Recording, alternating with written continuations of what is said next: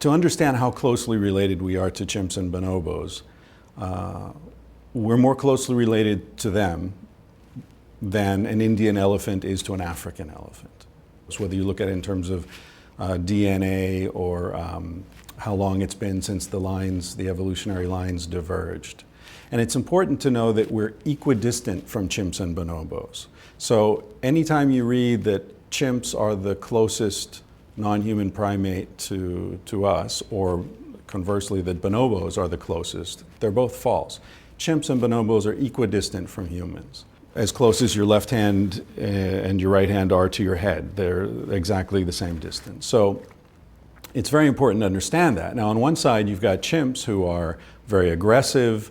There's evidence of warfare between groups. Murder is relatively common. Rape is common. Infanticide. All sorts of aggressive behavior is rampant in chimp societies.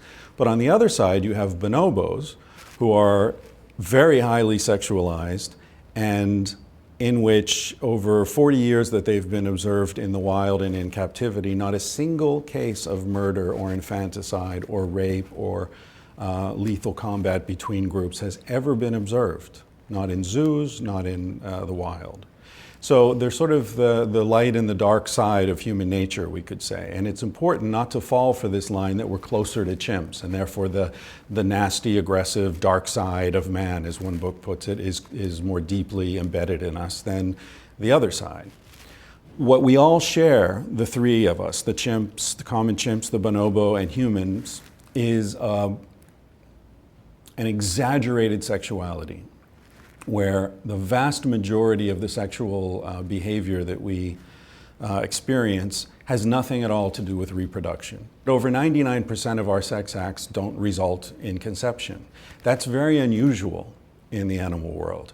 Most animals, including most primates other than the three of us, the chimps, bonobos, and humans, might have sex a few times a year. Gorillas, for example, probably have sex 10 to 15 times for each baby gorilla that's born.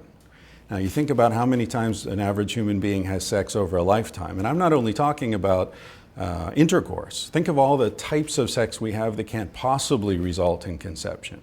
It's a very small percentage of our sexual behavior that really has anything at all to do with reproduction.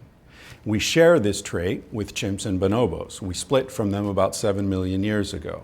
So according to conventional thinking and evolutionary theory, if a trait is shared between these three species that separated 6 to 7 million years ago, it's very likely that that trait was shared also by the last common ancestor.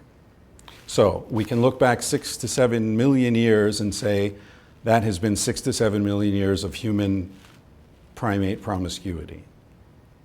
Pretty much uninterrupted until we get to 10,000 years ago with agriculture and the advent of monogamy. So that gives you a sense of why it's so difficult for most people. We've been, going down the same path for so long, and then suddenly we're told, no, that's not the way we behave anymore, and in fact, that's not natural. So if you behave that way, or you want to behave that way, or you fantasize about behaving that way, or you get off on watching other people behave that way, there's something wrong with you. You're sick. There's something wrong with your relationship. If you think about someone other than your husband or wife every time you have sex, there's something wrong with you or something wrong with him or her. That's all wrong. That's not only wrong, but it creates untold suffering in people because they feel shame about something there's no reason they should feel shame about.